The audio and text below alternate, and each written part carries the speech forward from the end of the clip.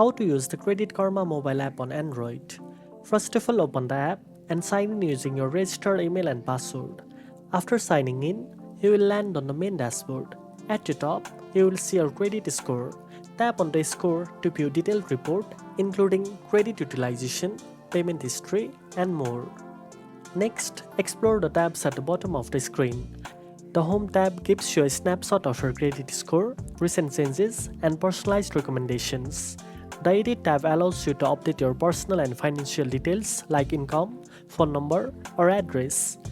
In the Money tab, you will find tools for budgeting, tracking spending, and accessing financial offers like credit cards or loans. The Explore tab brings up helpful resources including financial calculators, guides, and insights tailored to your credit profile. You can also scroll down to explore your credit factors, see what's helping or hurting your score, and even use tools like the Credit Simulator to estimate how certain financial actions may impact your score. To access your settings, tap the three horizontal lines in the top corner. Here you can update your personal info, manage notifications, and control your account preferences.